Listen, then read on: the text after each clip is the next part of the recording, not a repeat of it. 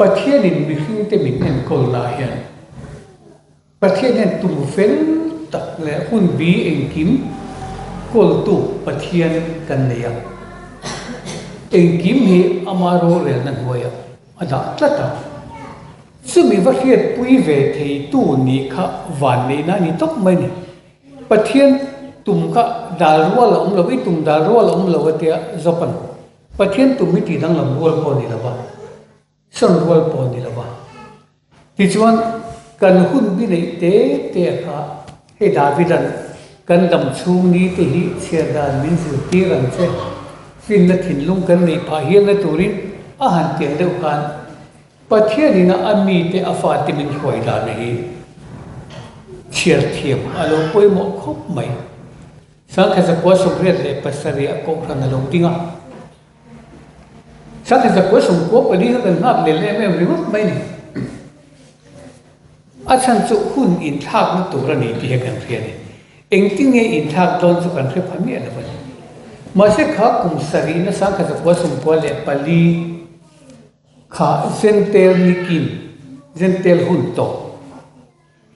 kan han daya kan phre fia chho zela ti chot pathian in ko khan anga min din chho an tum ta ta so ko khan anga ding tu chuan mizo ko khan ron lu tho hrim kha ko khan kal mang kan man lawani atam der khan all chuak le zero mai kan ni ba khan dik ta chon kan in khom tir lai ka chon collection kun po kan ngam lawani ki mani thil pui in tur chon thil pui in tur collection tho khom po kan ngam lawani ma se khaw kun bi lo then kan kwali lo ni kan pathianin leilung a jung kai turin ra chok turin min tu sia chuwang chuan pathian le ko khan tan thil pe koma zirlai min zir pui ta ser mangai na ti kha ron chok si ani ti chon ser rong bol nei bul kan tan ta chu tiang am chuan zoi soya pathian ina a hruai te a siam pui tin ret te kan nia tu na chuan som li kan lo theng don ta hi kan ram ani chin chena kan ta re kan tiang khan kan ram ania tho bong san tum lo kan ne wangin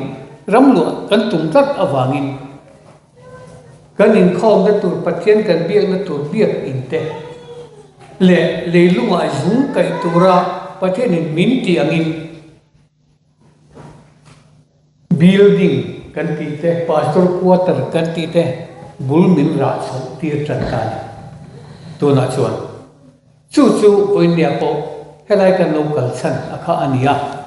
zion building ke chuma kan nei alian mo te mo lam ni lo zung kan kai hiet liau lai ken khilai kal zong khen an chiar don chiar si zion building hi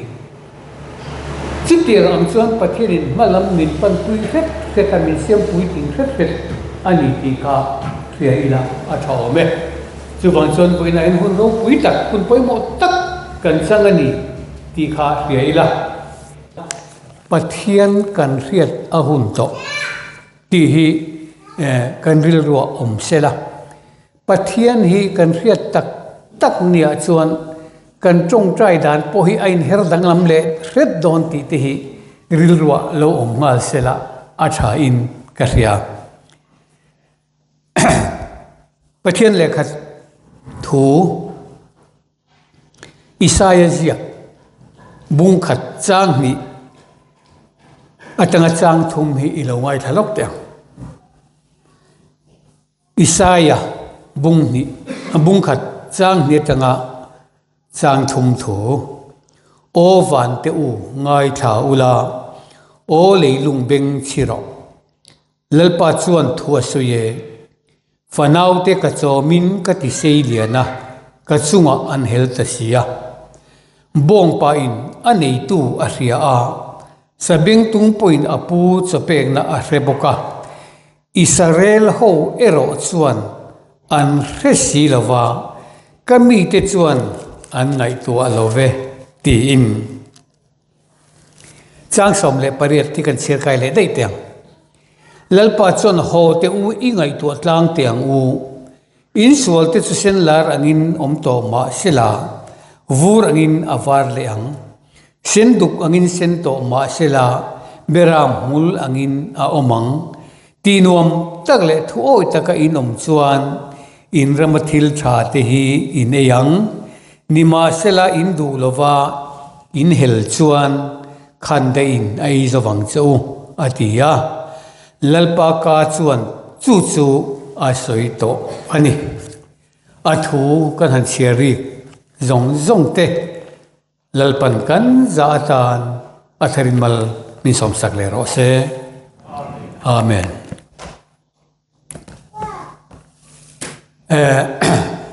hey voina kan thu pui tu akan thana kha Jehovah tinia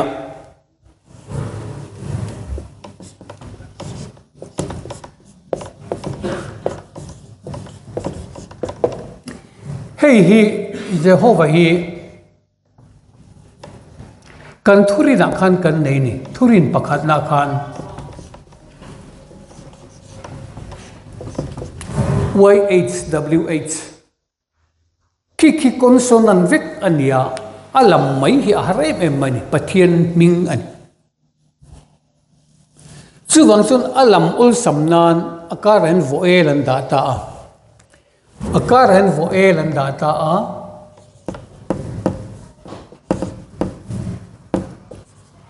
hemi voel dalo hi chon za ti te za ve ti ten an lam thina ni chu Jehovah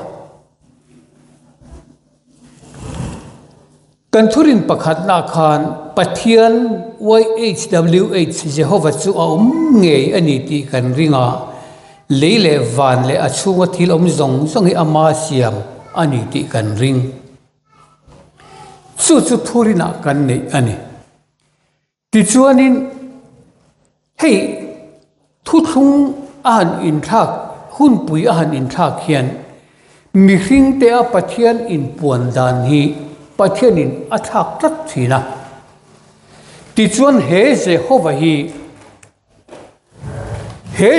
hi he pathian hi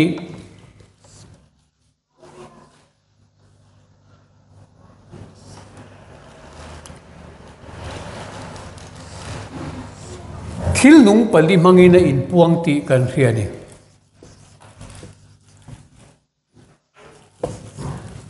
lui pakhat a oma chu mi peng te chuan pathian kho pui chu ti lom thin chu nung bera omna mun thiang lim chu pathian chu lai taka omanga ning lawang ti sama kan huwa pathian in puan na fam kim chu thil nung pali ani ti kan ria a sumi pathian in puan fam kim na huna khovel voini hen kan tol luta chu thil nung pali huna khovel kan tol lut ani ti chuan he pathian Jehovah kan ti tak hi Israel te thang tu ama pual nitura Israel namdin tu ani awangin he pathian hi khovel zong pathian zong te pathian kan ti hi he Jehovah hi Israel te pathian nitura inser thang tat ani chuwang chuan Israel te nena Israel te pathian ani bika he hi gentle te pathian ani ve mi lovani he pathian hi ani adam aten an tluk sana kha ni chuwang chuan ama polin isaka atangin mihring panina abo saita a chu mihring panina thutiam fa isaka ronbo saitu pathian kan ti hi Jehovah ni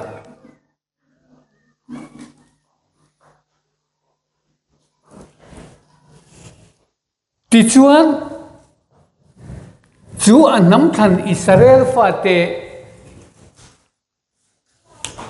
ai kupta rama sala antana boya an omkha pathianin anam than te sala boya omkha tha atirawa an mang au thom te an room thom te khan pathian ne na theng ta a chuwang chuan Moses kha pathianin Israel fa te khoi chok turin atir ta ni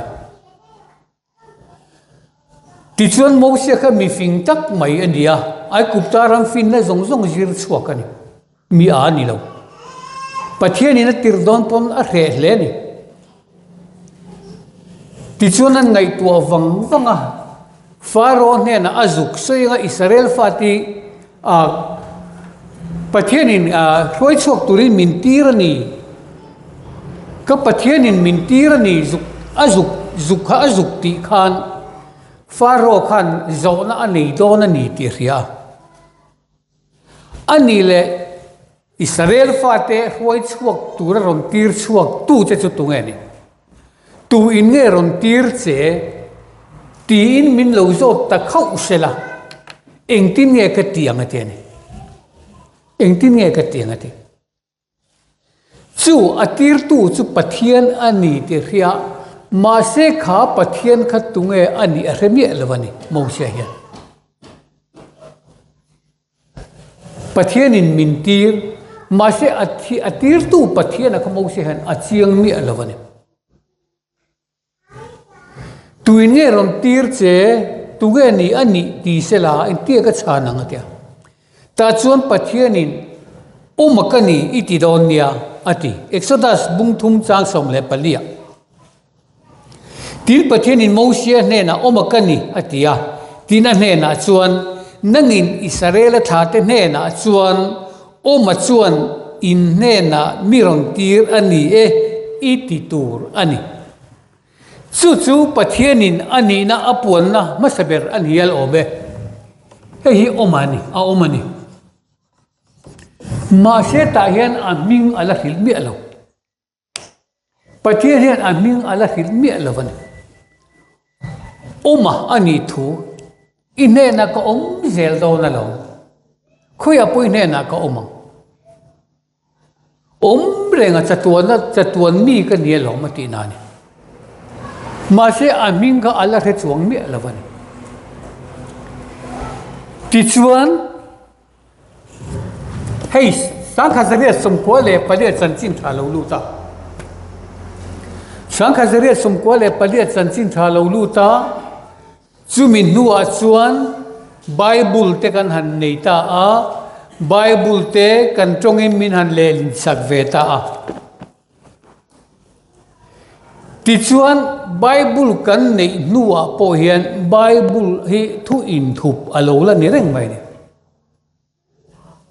he bible hi thu in thup thuruk in thup ani kan ro pui na turan van tir ko pasari na in to torot aham huna lo chuan pathian thuru ki kim aphal reng lovani hun sari chan chin tha hi puan ani ma lo chuan pathian thuru ki kim akim thei lovan an kim hi pathian in aphal lovani ti chuan bible min han le lin saka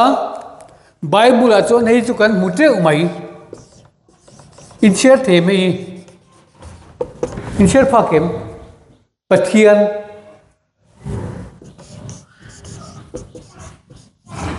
lalpa pathian ti hi nge chung nung pui mo zo ka lalpa ti hi thalai te khan enge pui bo ro pui zo kin ti le pathian ti hi nge ro pui lalpa lalpa bible lalpa tia an le lin reng horok pui an da hi hei hi ni Jehovah hi ni engate lalpa te min le lin sak tat sap chunga hei sap chung jong god ti chu pathian ti na ni maya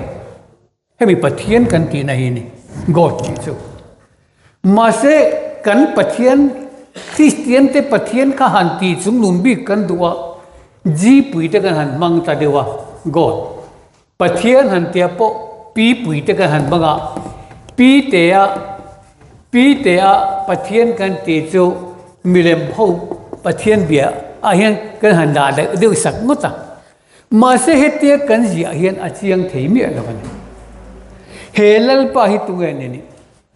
lalpa hi tu nge ni hey Hebrai bung riat chang som pani akhan chung ni nuwa chuan Israel chung te ne na thu ka thun tur chu heng hi ani lalpan ati an ril ruak ka thupek te ka da anga an thin lunga ka jiak bukanga tin an ni tan pathian kan yanga ke tan an ni chu ka mi te an ni bokang tin mitinin lalpa chu hero ti in manip tual khat puile mani unaw an zirtir don tolova ate ber atangin alien ber thengin an za in mi her theu to don ani an bo chia na te za ka nga yanga an sual te po ka hereng don to silo pathian riat lo hi sual lian tak ani chu wang som pathian kan riat le ngei da turin lalpa chu tu nge ni ani ti kan riat le ngei ni turin Israel ta ne na hen thu thung thar ka siam don ani chu ta chuan ate bertanga alien ber thangin lalpa chu hero tia in zirtir angai to lawang Mizoram kumzale somni velmo Christian kan ni to no za som thum an to hi lang chu Christian kan ni to Khovela phei chuan Christian hi kum sang ni chuang alo ding to he kum sang ni chung khoi na hun chung a hian lalpa chu hero tia in zirtir ngai to lo na hun kan rap to ngai kan la rap me lo tira kan la theng lo tira ke ni chu kan van nei don pathian in thu thung thar min siam saka chu thu thung thar a chuan min hruaya ate beratanga alien ber thengin lalpa chu hero te in zirtir ngai to lo turin he sa ko he Christ in sa ko le he ko hani lalpan min hung sok don chu mi bultan na chu tu na hen alo theng tan ani ti ka sai do chu lo theng tan ani Israel ti khanan kha theilo bong pa chu na pu chu pek na ria se bong poi na ria ma se kabi Israel ti chu min phelo bani ti engati kan khiat lo le ai kupta tagi in arwai chuaka o makani iti donia atia o ma chuan arwai chuak ta a ti chuan thalera ai kupta raman chua santa a ran thi sen kong ka biang pat ni ale lu chungan han ta ta kalhen kut alo thenga chumi zan chuan fatir thina lo thleng ta a chin chiana nei reng a kan fatiran thi ve ta lova Israel fa te chu mi zan chon an roi chuak ani ti chuan Exodus bungru chang ni atanga chang thuma heti hian kan mutani Exodus bungru chang ni tanga chang thuma ti chuan pathian in Mosia abia anena kei Jehovah kani Abraham na te Isaac na te Jacob na te khan pathian engkim ti theya in kalo in lar ta a kaming Jehovah in ero chuan an na kala in riat tir lo amakasin Israel fa te ai kupta tanga arwai chu khan pathian in Mosia abia ki hi Jehovah kanialom innu le pa ipi le pute Abraham te Isaac te Jacob te ne na khan Jehovah ang hian kala in riat tir ngai reng lova egim ti thea in ero chuan ka in riat tir thin kaming Jehovah in ero chuan an ne na kala in riat tir lo Bible thu hi thillo om to ane thillo om le tur lim tha ani pathian in engkim ati thei ti hi chu nấu bằng po dan khe vek kan nấu pan lai po kan khe ni ka han in do fia ma ka han in niela lam trăng kan han som tak tak chu ki chu pathian kan lam trăng ka han in thang ki chu pathian kan pathian chon eng ki ma ti thei ti an kan re vek kan nấu bằng te kan ni lai khan eng kim ti thei jong kan re vek Mizoram asang khazare somkole palia chanchin tha alo lu ta Christian kan ni nuwa pathian hian engki ba ti thei ti kan revek pirol khu Christian zong hian engkim ti thei pathian ani ti chu kan revek ma se kan pathian hi Jehovah ani ti hi ro chu kan se mai lo reng rok me ama khom me alo in thup thei hi mai chu Jehovah chuan in khia tirta a lalpa i pathian ming hi anaranin ilam turanilo Bible lalpa ti imu chuan Jehovah ani ti khiang che horopuetia in zia chuan Jehovah ani ti khiang che Jehovah hi min thup sakta dai mai ni Bible le din a hian engat tinge thup ani tat e zentel hun alo in honga khongai na hun alo in honga zentel te hian Jehovah hi chi bayan lo buk thei mia lowa chuwang chon he pathian hian zentel te hi thang ve lo adam a khan an lo thi to ni adam an lo thi to ni chuwang chuan dan thu thung noya Jehovah chuan pathian chuan Israel fatera ma pen ai kuptara man han chua san chia Exodus bungthum chang som pali khan pathian in a soin Exodus bungruk chang ni le chang thuma Exodus bungthum chang som le pali jan omakani ek om puidon choutia tison Exodus bungruk chang ni le chang thuma chuan tun ma zong khan engkim ti thei angin ka in lara ka ming Jehovah ang chuan kala in lar ngai lo ve tiron thiltani ti chuan chu Jehovah chuan Sinai tlanga Israel te dan ron peta a dan thutlung he Jehovah ai o hian lungphek thu som pek an lo nei ta dan thu lo chuak ta ni dan thu pe ka lo chuak ta a ti chuan Israel te chuan he pathian hin be mai Israel te pathian ni kan tung trai na po hian kan sei thui de lek te ti ni ko han po kan ni tho ko han lang pon ni ve thovin ka ria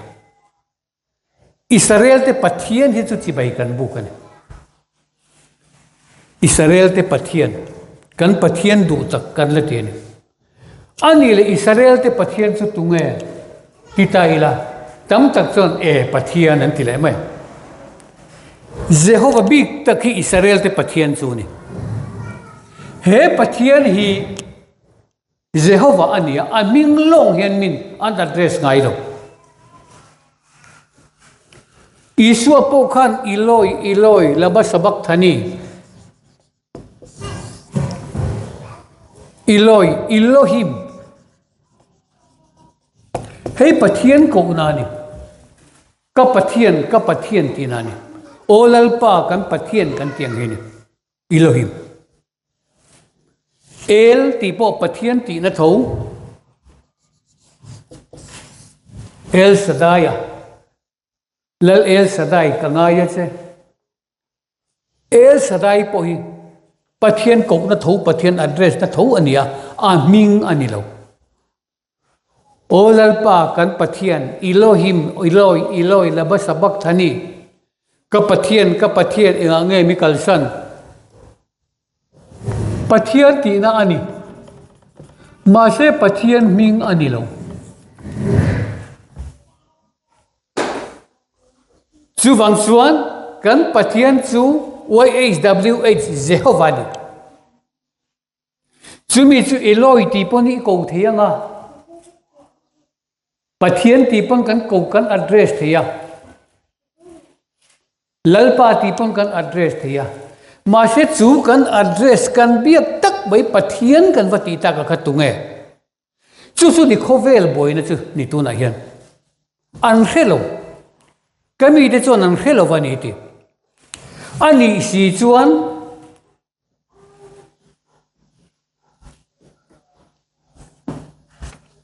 Bible akhan en taila Johana bungli chang somni le pakhata Johana bungli chang somni pakhat le ni kan cher lok tiang uluk devin puiting sin ka chon lo ngai taro ti ni suan ane na me chia ka thu oiro hetla nga kherlo po Jerusalem khuwa a kherlo po pa chi bai in bu khun a thleng don ta kha chu kan sei fo kan khia adot le chi hi nang nin im khiat lo chi bai in bu thin ke ni zogin kan khiat tu chi bai kan bu thin chan him na juda te ne na ta alo chuak do na ni kha samari me chia kha tu ai onge Gentel ko khan gentel thu thung ai oni ti kan khia samari chu chin tha pol na ni Israel lang ani lova chin tha pol na ni chumi samari me che chu isuan ti hen address mak mai ni a the chiang khop mai nang nin im khiat lo chi bai in buk chi kan nui zat mai thei chu ta chon kan plan fik mai ni ring tu zong zong hi Christian zong zong po kan ni vekin ka ria kan khiat lo pathian chi bai kan buk ta tani olal pa kan pathian min mangai tu kan tia tunge i pathian nang ma mangai tu che chu tin zot che sela tu ma hang kan chang thei me lo ti ro pura ku thei lo tu na song kan thei don chan chi chu wang chon lalpa ti chu kan in trom fik khoveli eng sa khwa pon lalpan ti vek i pathian ko ro i pathian he na tong trai ro chu chu di sa khu in zong khom lo chuan chan tak hi pathian kan te pathian fik chi bai kan lo buk sia ma se kha kan pathian a khatunge kan pathian kan khe reng reng lo wani tir ko pola rong bol tan tir lai khan ethenia khan tir ko de thil ti bung som pasari chang som ni le pathuma kalen pa in chi bai buk ate ka en lain mai cham pakhat achunga hriat lo pathian atan te in ziak ka moni chuti chuan he helova chi bai in buk thina kha chumia thu chu ka hil cheu hi ani kan chiar na samai bible biakina he thu hi ki pun sermon voi tam tak kangai tha atheni khwa an len kol na tir ko polan atheni khwa te ka pathian du tak an ni karing pathian du tak an ni pathian an nga em ma se pathian kan nei em ma se khiat lo pathian an nei nan khetat mai ni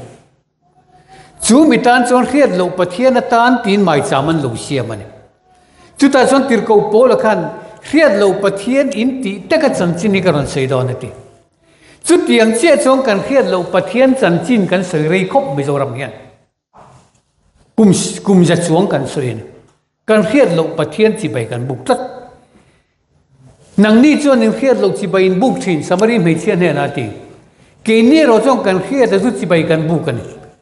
Israel gentel in thenelai tak chu ni ta tat mai thil mak deuh thil local to thil lo om le tu rahi uluk devin chiar no nangai thin kan sermon to nu poi en lo nangai le thin Genesis bung som thum le pandi chang som ni pali ta chang som ni le pariata tin Jacob chu ama chawin a om ta tin mi pakhatin ani chu khofing cha thengin abuana khofing cha thenga Jacob abuan tu khatunge Jacob hian a khelo reng re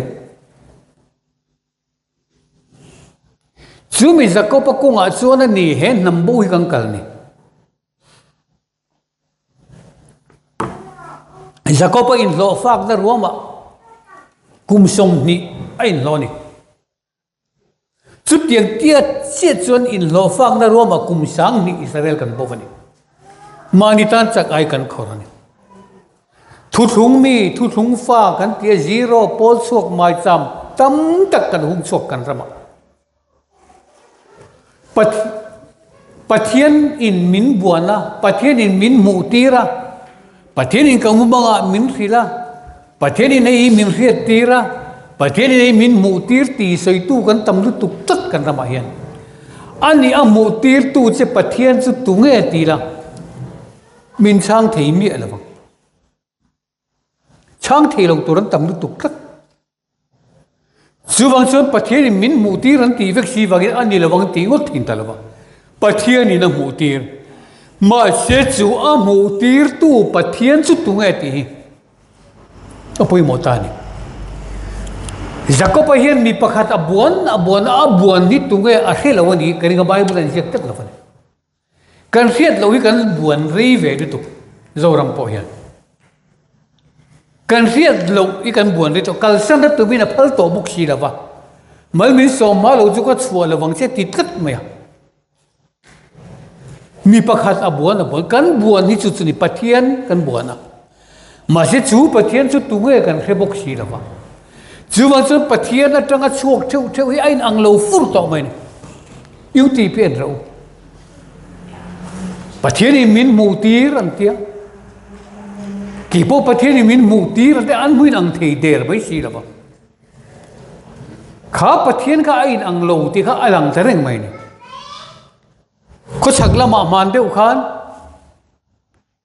thi nu tho le pani khorina thun sei lo ma a ko bing chu ka sei lo ba kamar phu om to lova ka thi to ka chung de pon min tra to ni ta chuan vanram ka han fanga atia vanram fan kha asoi ni a soi lai khan pakhat khan angoro ki po ka thia ka thi ve to thova chung de pon min tra ve tho vanram po ka fang ve tho I fan ang kha ni lo ti ta ni vanram fang ve ve ka khori na insualan tu machine an mak je chu pathian mutir ve ve tho si pathian lo tam je te hi I ngai to teng pathian hi tamani man deu khan ko khan min kan thak tir khan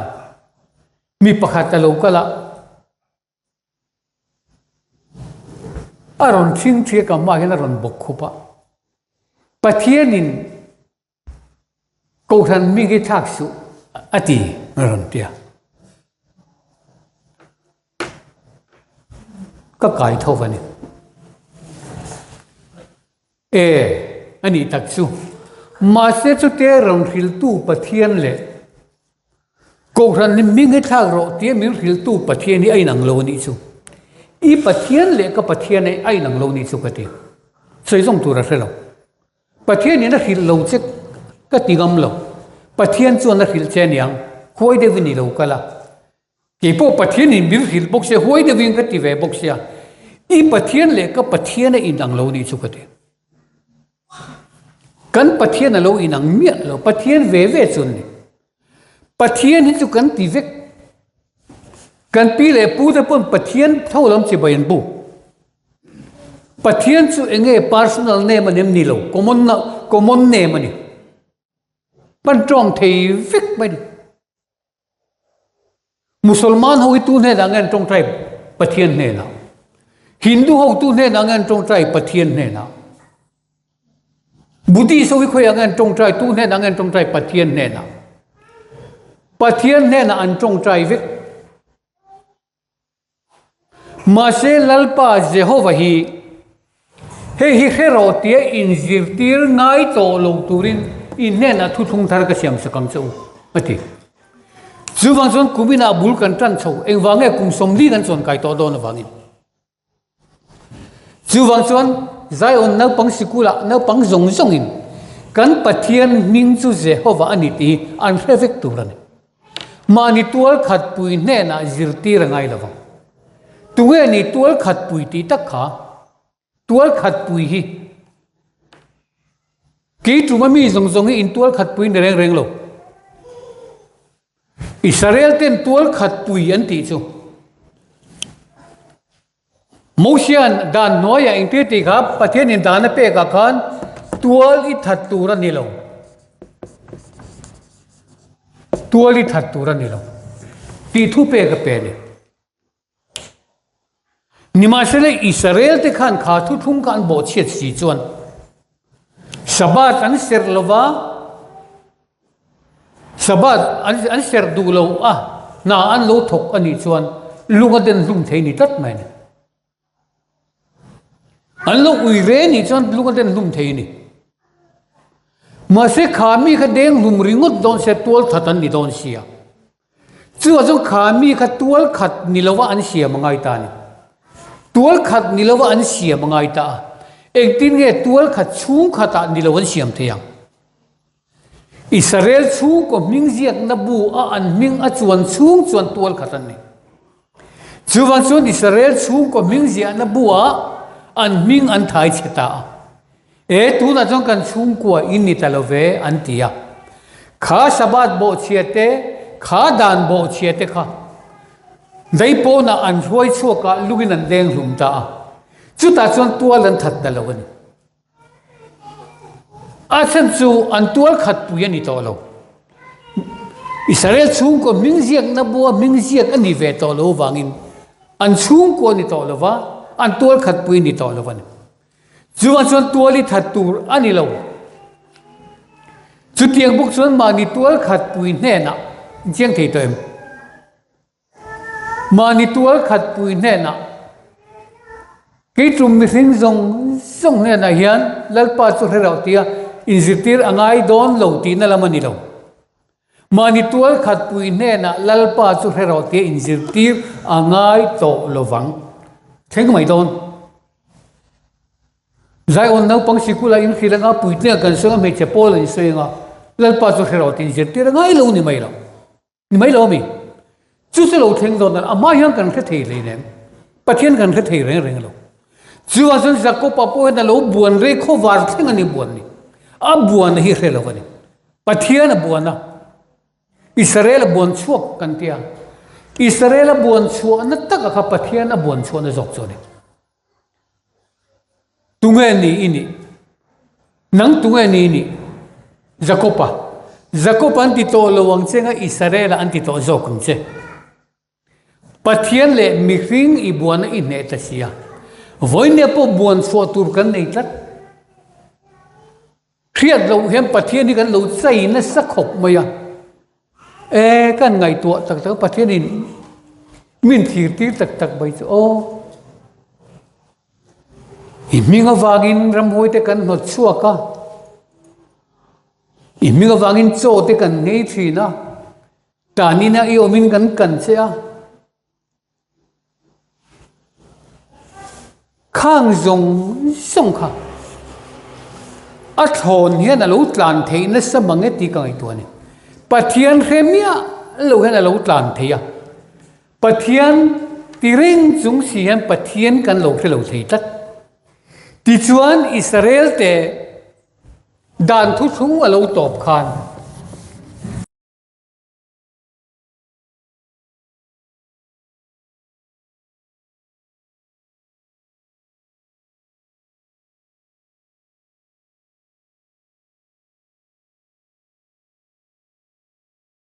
van pathum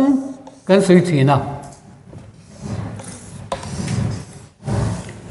ta hian Jehovah in puang ta Israel father hoi chuak ta ma se ta hian dan thu thung hun lo top ta sia dan thu thung hun lo top ta sia he Jehovah he pathian hi zentel te hian an be ve thei mi lo rin na hun mi zong zong tan không ai na hun an hong ta gentel hun ti mai ang không ai na hun alo in hong ta hei hi chi bai an buk ve thei tat lo chu ba zon an khiat lo ba kha chi bai an buk thei da turin hei mi inkar pathian Jehovah le mi hring te inkar hian Isua Krista pathian le mi hring inkar palai na rong to ken local ta ti chuan he Jehovah hi he bi te chi bai an buk ve thei lo an khiat lo wa chi bai buk na hun ani to wangin chu mi inkara chuan Isua aron din ta ka wangin he Isua kal tlang lo hian gentel ten Jehovah hi chi bai an buk ve thei me lo van chu wang chuan am pathian chi bai buk ka kha pathian ani mai chu wang chu pathian wa betur chuan kha pathian ne na khan thil an dil do ni na mo an mamo an soidon reng in direct in an beve thiang lova Isua kal tlang zel hian ani Isua ming zel an dilangai ta tat mai asan chu pathian fa ten ni ve tat lova indirect in a tekhin phalovin karing ma se an tekhin theidan de berzo ka chu ruling party a mi chuanin chief minister emo kha va biak na chan kha asang dewa ma se ruling party ni velo ta he ta unit vera ta khero fangai ta block unita block ka minan sei pui te u a kan kom thang hi min sia lungrem ka du ve sia unit in min recommend te u unit in block tangin hetin ti de wangai ni deal rau rawa kan deal dani nang lo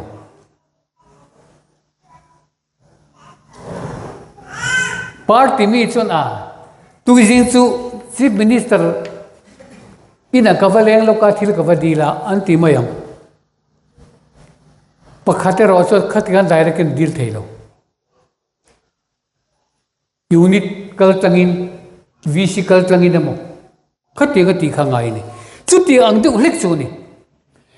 Israel te ama pol bi ni tur thang tu hi Jehovah ni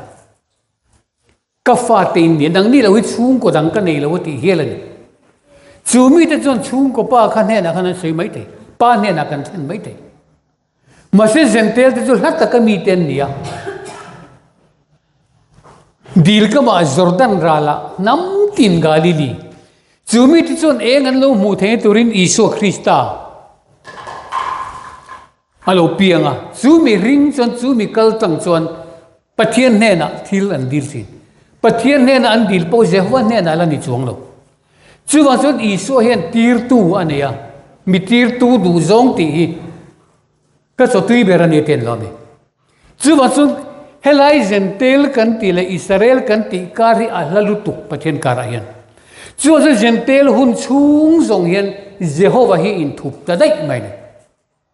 ai thup dei mai ne hey Isaiah bung riat chang som le pasar chang som paru ka tanga som pasaria Isaiah bung riat chang som paru le som pasaria khiat tir na thu ziel hi phuar la dan thu hi ka zir ti te siga nemin chin chero tin ke ero chuan Jacob chung te la ka mai thup tu lalpa chu Jehovah lalpa chu ka nga anga ama chu ka thir rengam dan thu chung wa lo to pa khiat tir na thu ziel hi phuar kat to la dan thui man tu ra ni to lova kazir ti te jinga nemin chin chero khai kazir ti te hi khil ro he dan thui man hun to love Isua lo kara dan ti fam kimta zuwan zo khiat ti na thu ziel hi phuar la kazir ti te ne na nemin chin chero khai Israel hu na top ta khongai na hun mi zong zong tan rin hong don ta ni ma se la ke chuan ti ta ne nima se la ke chuan Israel te la ka mai thup tu Jacob chung te la ka mai thup tu Jehovah chu ka nga ka nga ama chu ka thir renga ngati ti chuan he hun chung zong khong ai na hun chung zong hian mit del hun alo theng ta pathian mai mit chun chin hun alo theng ta mit khap kar Israeli ka mani ti chuan chu mi chung zong zon lalpa Jehovah chuan amai thup ta tlat bain Israel te la ka amai thup ta a mi zong zongin kan be thei ta reng lo me amai thup tat pai chuwa chuan dan thu thlung hi pai ni ma sela Israel te pai thak ni ma sela ke chuan Israel te laga mai thup tu Jehovah ka nga ring don tin zol nei Isai hian lo sei lo vek mai ne ti chuan BC Zasari le som ni le pakhat vela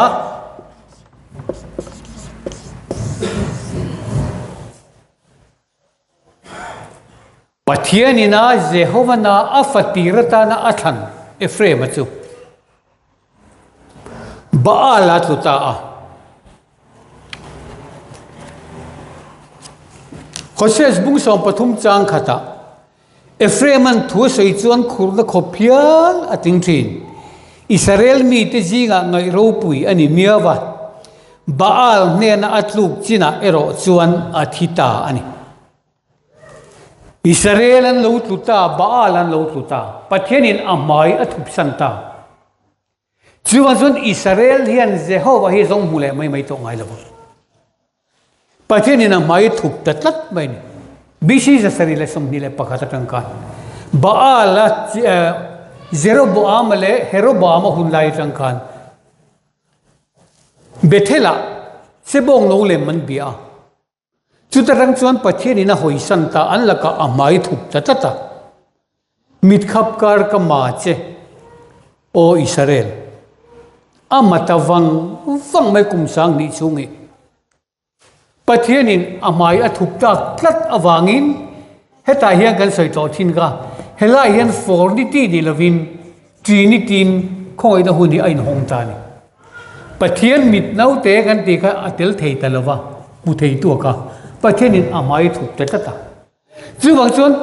mu thei tu kha om tak lo pathian kan mu thei ta lovani kan re thei ta lovani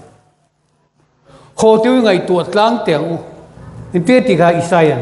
in sual na tu sen la rangin om to ma sela ige ni kan sual na pathian kan hello hi kan sual na lo ni ta reng mai pathian kan mu thei ta reng lo mai atlan chu ate kan wak vai ni anam than te kan wak vai ni kum sang ni chungi ani na taka chon rem huna min da ni beralo chuwang chuan tu na ero chuan khongoi na huna lo top ta zentel ni kin lo theng ta a Israel te kal ha mai thup tu pathian chu voina kan ne na ro puang le ta chu mi ni bikim na chu ni kan dai chodon tak chen thiam chan naram iramin pasala nei don dula yi ti to don cheni hebziba tin ka kowang cheti iramin pasala nei don tu nang ma siam tu chu sipai ho te lalpa nang ma siam tu ate chu Jehovah hi ni pathian ti ngot ka chone atam nu tu pathiani khoveli pathiani na khat ka talo chuwang chon Hosea chuan hai mi ka chuan nam tinin chitinin mani pathian theuan biang keini po lalpa kan pathian mingin kan om tong aten ama zong in lalpa pathian bing kan om theli ne kan khiat lo je chu ring tu zong hi zor ro pathian ming tu ngai tila I suan tinul mayam kan lo ti sual na san sia ka o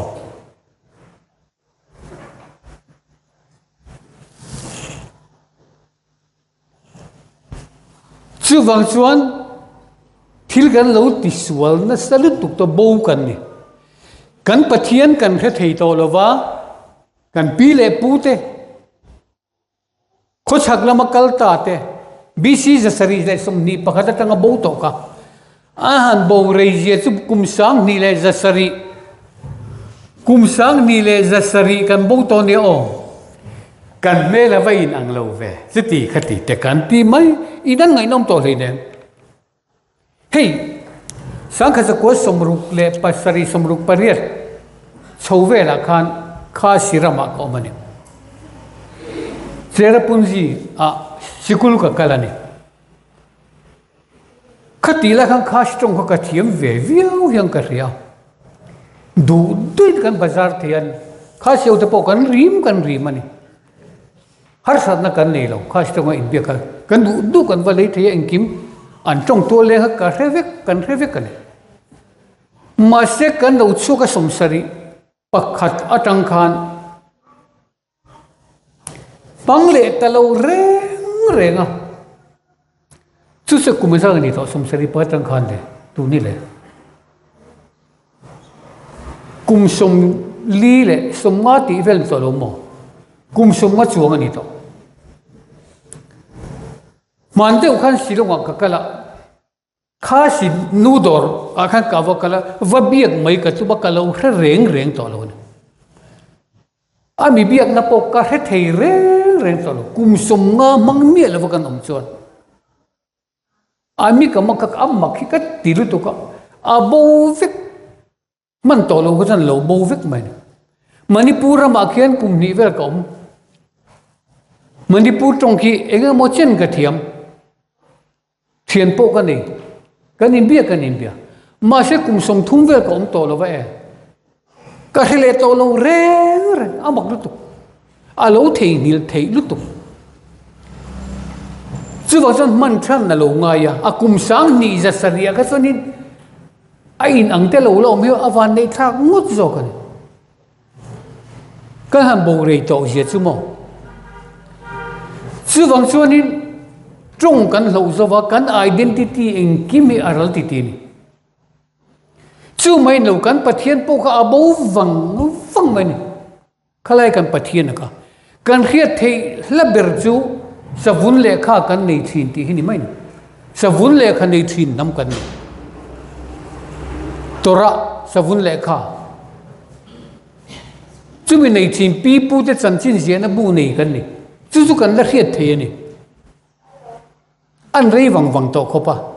ที่จวนจู่มีชุมชนกันปะเทียนกันที่โตโตละวะกันปีเล่ปูจะข้าจวนปะเทียนกันในทีนเทียนเรียมาเสตุงเอ็นเนียนให้โตโลอันเรื่องที่ตัวเรากับปีเบียกขันมินชากังเช่กับปูเบียกขันมินชากังเช่ปูวานะกันที่อันมิงกันเรื่องที่ตัวเราปะเทียนที่ริกขันอันนี้ตัวเราปะเทียนตั้มตักกันเนกันซง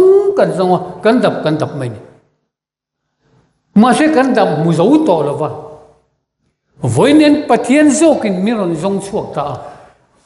นังนินมีทั้งเราเกี่ยมันกับทั้งโจนี่ดิมีจงไงเราเต็มหัวก็อมโซกันนี่ทีอามาลัลปันมีรันจงช่วงตาวันนี้เซนเทลนี่เรากินตามีรันจงช่วงตา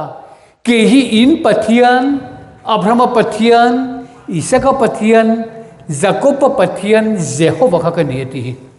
วันนี้กันกงรันนี่ปัทยานนี่มีรันขีรันนี่ซึ่งมีทุกทุ่งหน่วยอาจจะนี่ปัทยานวันนี้เห็นบ้านมินลักปุยตักนี่กันวันนี้ครบไหมจู่ว่าจะเรียกเราปะเทียนที่จะไปกันเราบุกนั่นเสวครบไหมกันปะเทียนกันให้เราเสบงส่วนน่ะปูเรียอิสราเอลส่วนมินให้เราวะที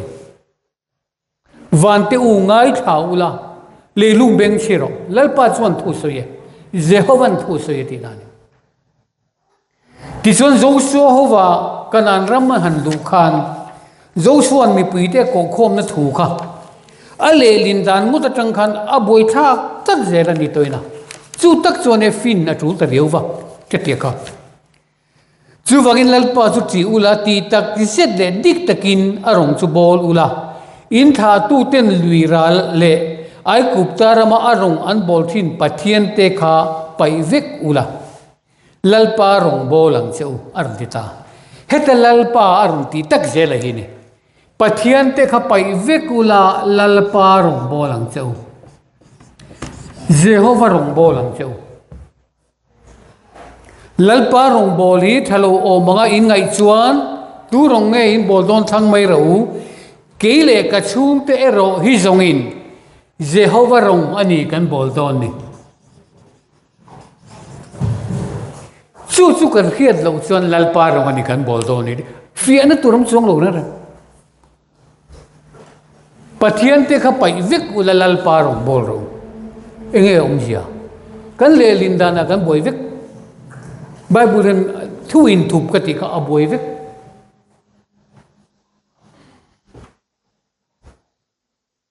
ai kupta ram pathian te luiral pathian te ka pai vek ula tu rong nge in bol don lalpa rong bolang cheu ti khan mizo to an le din khan aboi tho lalpa rong tho lom kan bolan tiang heta lalpa ati lalpa ani lo Jehovah ni heti her le din lovin thupi da lo om char chara Israel te ka laka pathian en mai lo thup char mai ni ma se voin ne ran chu min hon sak adu ta a chung ni nuwa Israel te ne na ka thu thum thar tu chei ani an ma ne ke ka oma an ma ni ka zong chua ka khodur ni le ni sat ni apon ma ni ka zong chua ka enga tinge mani tual khat pui ne na lalpa chu hero te in zir tir ngai to lo turin voina kan za in kan bo veka pathian la ka kan bo wani kan pathian kan khelawan kan khetat lo pathian han ti ngot jang kan thin lunga emo ngai to nan pathian nen zomin kan in ringot isu nen kan in zom phot chuan ke ma isu om phot chuan ama khan isu om eng ang ma sela pathian ne na theng lo thei tlat man chu ni isuan ka om na in om thei na turin na te pa ne na kan om ve le thei na turin Jehovah ne na chuan ruai kir kan ni le thei na turin ka kal na tura kong chin in khia e ke chu pa atanga local pa ne na kir le tur kan eti lalpa pa chu tu ni mil khil ro ta pon te ni kha tu pa chu pa han ti te pathian han ti ngo te trong tual leng komon naung ani wangin a chiang thei lo entina chief minister tunga ti taila india ma chief minister som thum don anom sia tu chief minister bernge iti ti lo chang kan boi ve kam khati ang chia khani lalpa ti ngot chu modi em yang le ti mai donald trump em yang ti mai ol deu sin lalpa ti chu le alal ten omalo an tam mai tuna lal tha hei pubi ka tang te paisa lo lal tha ni bala jo bizo nama lal kan nei thi tuna po nei england te po nan la nei spain te po nan nei japan te po nan la nei lal nei na man la tam lu tu chung chon an lal pa kha kha ni ma se bible in lal pa ati chu pathian po ni lo Bible in lalpa ati hi pathian ani lo Bible in lalpa ati hi Jehovah ni chu ni pathian ti akha kan du fir tel lang nakina chuan pathian chi bai bu wang ti ngot poi kan la du lawang Jehovah kan pathian chi bai bu kin ikunang khani Jehovah khani kan pathian ti lo khani lo chitinin ma di pathian theuan bianga te lo mi kan chu ti huna chuan chitinin ma ni pathian an bedon ke ni po in lalpa kan pathian chu kan bianga lalpa kan pathian mingin kan omang te lo lalpa kan pathian mingin kan om Jehovah mingin kan om don Jehovah hiang kan om don chu kan chien lo je la te po tha deu kan nei lalpa Jehovah nang min khoi tu ram thiang lima min than ro ti te po Christian la bu omani ma se Jehovah ti te khang kha obizia Bible ren kan lo ngai nit var po thei reng lo van kan lo var po thei reng lo van a han trong trai reng khan chung zong chu Joshua Messiah mingin gadile an ti de kel sira chu pathian ko na chu ani nge ma se pathian ko na chu lalpa kan ti po ko pathian ko na tho ani iloi ti te po ko pathian ko na tho ani ma se kan ko pathian ne ro chu Jehovah ni YHWH za kan pile puten za ti wang wang thina ai nan do na kha za ve za Jehovah kha an kalei mor chu na khi ve ma se ka po chok zo to si don tiang deu kan an ril ruan thin lo a so mun la changani kan pile pute kan in thoina za ti deu wang wang thina ka kha za pathian ka voine jon thu thung thar ne na lo kala chu a thu thung thara chong ke ni min jong chu ka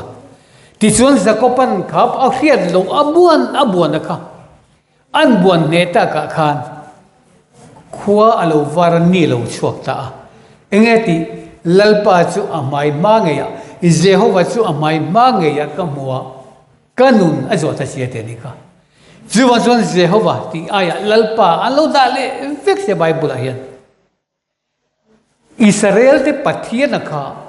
mi zong pathian ani velo awangin he Bible mi zongin kan in trom boxia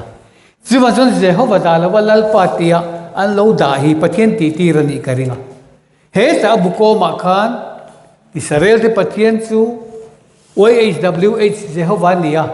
Bible a hian lalpa tin zeni an lo tia an lo thil fia tho voine jong kan pathian nin min jong chuak ta pathian nen kan in po ta chuwa jong kan pathian mi in kan omang kan pathian mingin he sa kho hi akal dona he ko ran ni akal don ani chuwang chuan itong train kan tong train he pathian Jehovah hi kan po phaturani kan thin lu hian azom phaturani lalpa tingo chon zum tur wang lu tu zen tel zong songin i so halal pan lo ti boxia thara wa tang chok lo phei chon lalpa lo ti thoi thei lo le nga la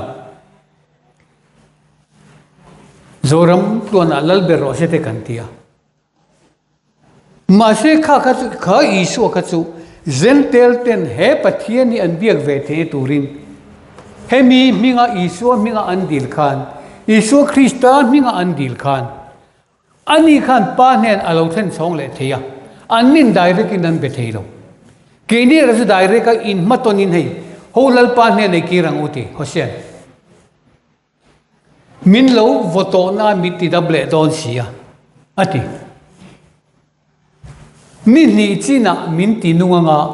ni thum nia ama kanoma lalpa ne ne kirang min ti liam to a min ti na to a ma se min ti dam le don min tuam le don amar chu ni china ngai kum sa ni nuwa min ti nunga voine po Israel kai thole ta ti chon ni thum ni a chon ma kan omang tuna kum sang thuna ko la lo enga Jehovah nen kan in mat som de thei ta chi mai Jehovah ma kan ding thei ta chi mai ne chu chuan min hruaya Jehovah hian min hruaya he pathian hian min hruaya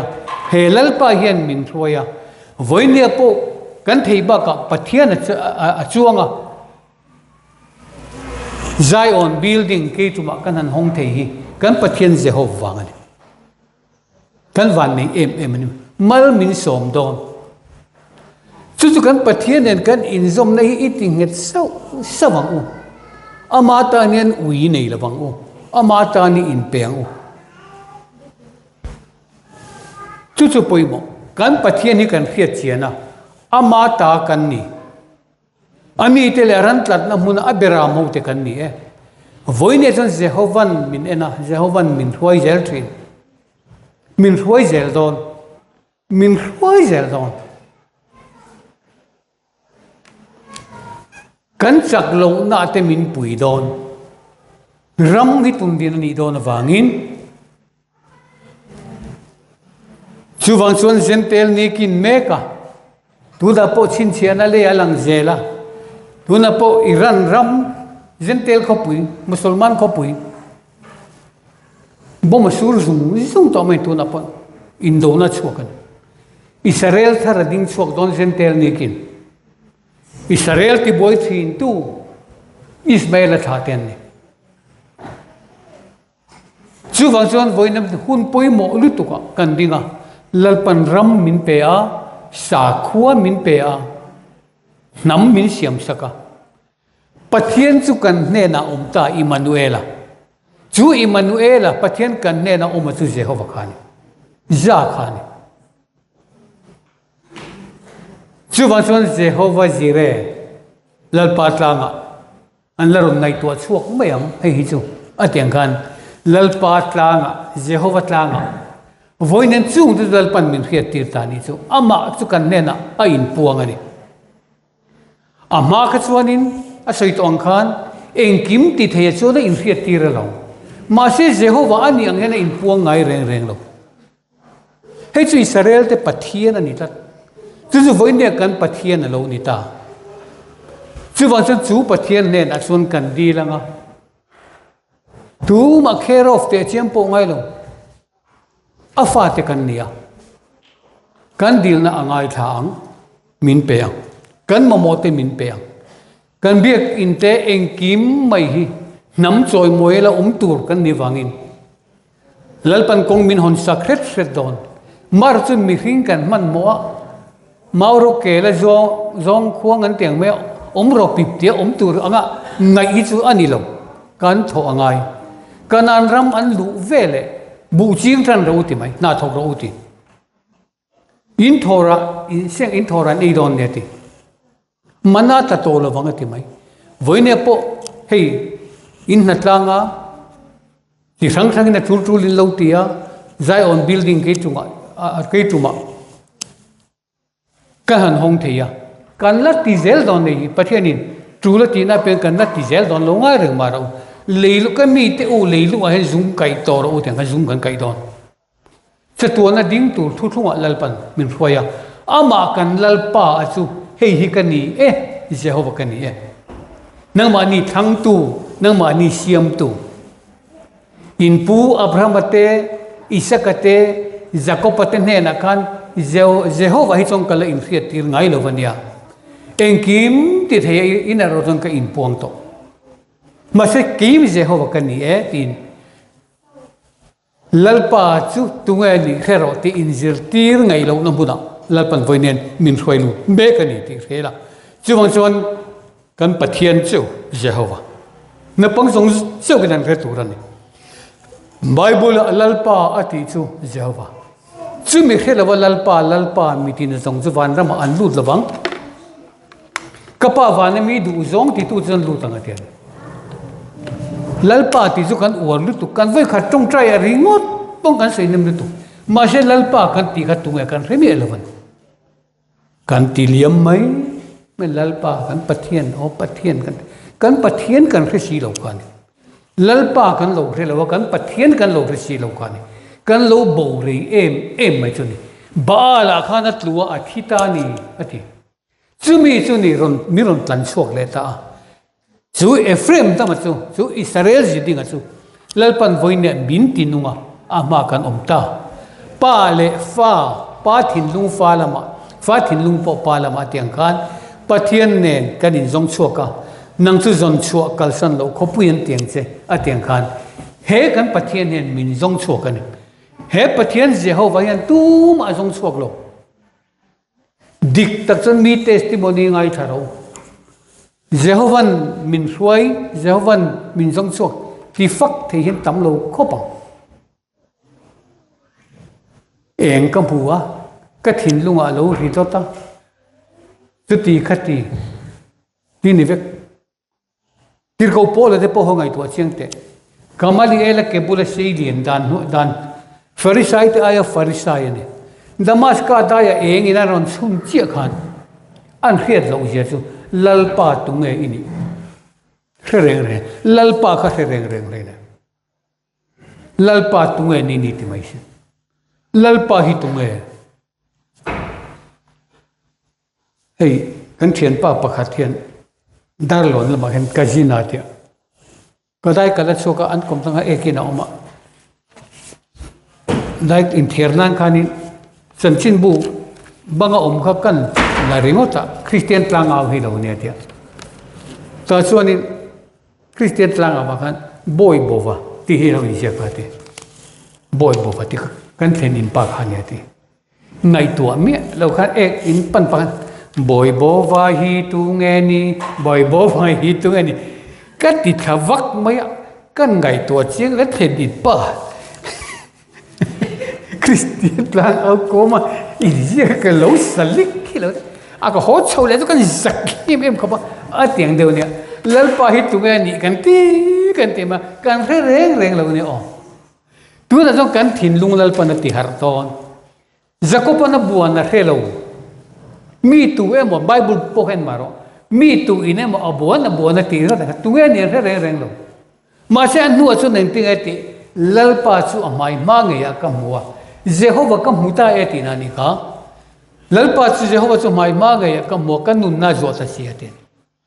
chu wang chuan voi na chuan ke ni chu step khatin kan sang le do na ni chu tu te mo ain kan pathian in min ruai zelthin kan han tia pathian ti lai takhani kan in trom le vek loisia vai tongin bagwan an de sap tongin god an tia ai nang le put ba in ti han view po tum mai la tu ei pathian chu ti soi tu nei lo beri kan ni le ngala ma se christian tam beri chon iso an tia iso ka kan pathian ni ve der mai si lawa chu wang chuan ani chuan an ni ho chu unau te ti zak lo ve tia kan unau lo ni reng sia chu wang chuan voina ro chuan lalpa kan de na ain khia ti ta Jehovah chu kan de na in puang ta chu voine min huai tu min thang tu ram min pe tu nama min siam tu sa khu min pe tu ni chu chuan min huai zel do na Jehovah ram ain hong do na kho chak lama ni chuana tanga chou ka muwa ascending from the east pathian nung chin chen na king Zevdal dai lawa chuan ni chuana tanga chou ti kha du lawa ni chuana tanga lo chuak ascending from the east kho chak lama tanga lo chuak ti turani ela hi ti chu jam pathian nung chin chen na thil nung pali king ni chuana lama tangin kho chak lama lalpan voine hian min hung chuak min ko chuak min ti harani ande en lama min ti hara aman min zong chuaka min muwa min chin chia ami te kan ni afa te kan ni chuwa zong kan pathian ni I hra chia gang u kan pathian ni pathian na mai ani lo mi kan ral mang mai te ni a lain na khat do thei tak ani a do thei na lama chuan maro chu adu lo zong ti tu te la kai ro chuan mi kan ral mang mai ani pathian phu balak mang ani tatani chu wa chu pathian chu voine chu pathian chuan min zong chuaka